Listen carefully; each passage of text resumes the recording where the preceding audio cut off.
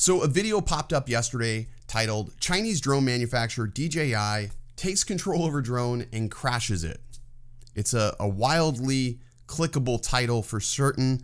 And funny enough, DroneXfactor did reach out to me and ask me if I would talk about this video on my channel. I didn't think I would do that, but here I am talking about it on my channel. However, I don't think he expects me to take the turn that I'm about to take with this video. So buckle up, put out those torches, put down your pitchforks, and let's rationalize.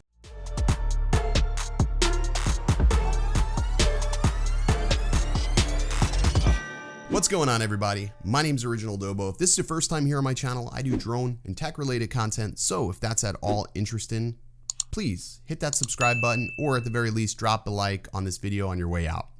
So I've had a chance to watch this video several times and really analyze it. And I'm gonna be really, unbiased here, because I'm not gonna put blame solely on the pilot, and I'm not going to say DJI is free and clear here.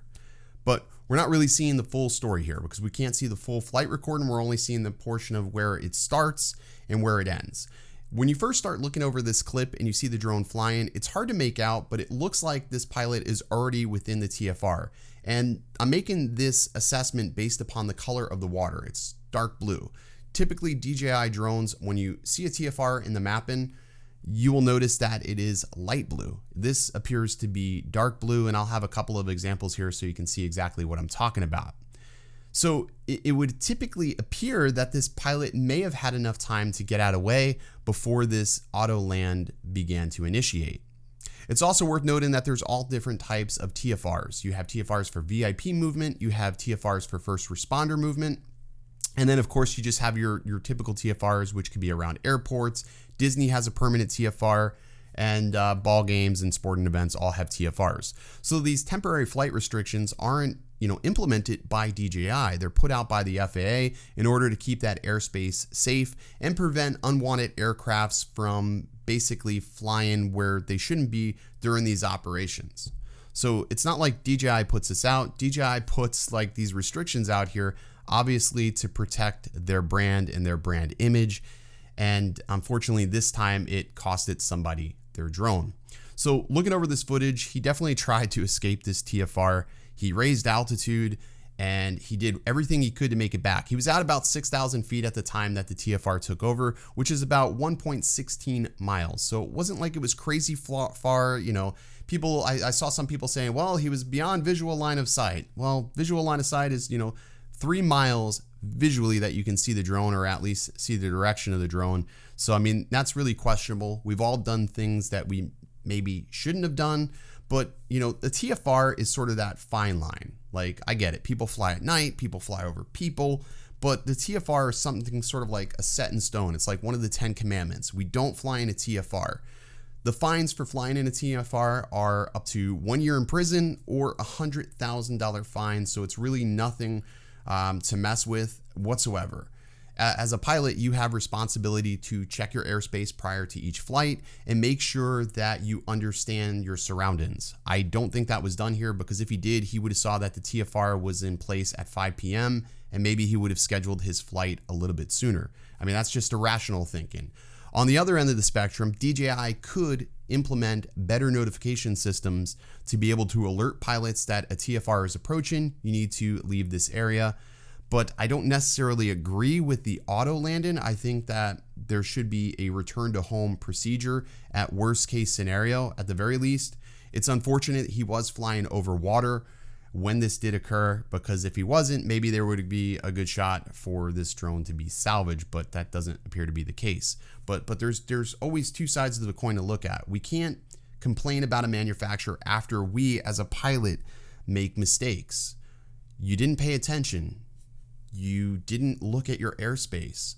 You didn't take in the information that the FAA provides to understand that, hey, 5 p.m., there's this in place. These are planned well in advance. Most cases, TFRs don't just pop up unnoticed. And, there are air maps, there's Kitty Hawk, there's Hover, there's multiple applications that will display these TFRs. And of course, DJI's application also displays these TFRs. Now, if you are flying with a controller like the Smart Controller and you're not connected to internet, you may not see that TFR, and that could be one instance where you would have problems if you didn't look at your airspace ahead of time. Or he was flying with the Phantom 4 Pro. If I had to guess, this could have been an advanced version, and maybe he wasn't connected to the internet with that controller and didn't have advance notice. So if that's the case, that it's unfortunate, but it's a mistake that, you know, could have been avoided by just simply opening up an application prior to flight. You know, here's the deal. And I'm going to speak to the hobbyists on this because everybody wants to be able to fly. We don't want all these crazy restrictions, and we just now got LANC authorizations for the hobbyist side of life so you can fly. It's really simple. To protect this hobby, you have to be sort of on the offense. You can't be always defensive waiting for things like this to happen and then complain about it afterwards. You have to be offensive. You have to do your due diligence before you fly. If that means opening up an application just before you fly, do that. If that means, you know, maybe rescheduling your flight because of things like this, that's what you have to do. If we want to protect this hobby, we have to understand that companies like DJI are going to put things like this in place to basically protect their brand. And if drones are in the news negatively, it's going to put a lot of stringent restrictions on this hobby. So we can't, unfortunately, have our cake and eat it too. The other thing to think about is, you know, where you're flying and the TFRs around there. Obviously, New York is going to be very protective of their airspace, considering what happened in 9/11. And here's something you could think about. If you didn't have this auto land procedure and somebody wanted to fly into a TFR and use a drone maliciously, seconds matter when a disaster could potentially happen. I would hope that we never, ever see something like that ever, but we can't be selfish when it comes to these things. Yes, it absolutely sucks that this happened to your drone. I feel for you. I've crashed numerous drones. I've lost drones, you know, whether it be from my own stupidity or failures happen. But this situation here personally could have been 100% avoidable. And because of that, I don't see DJI offering you any assistance on replacing that drone. You may not agree with what I'm saying right now because the loss of the drone is still fresh. But when it all settles down, honestly, just read some literature and you'll see that these things are pre-planned. And yeah, it's unfortunate. And again, you know, put down your pitchfork, stop, you know, touting, this is why you should buy an Autel Evo.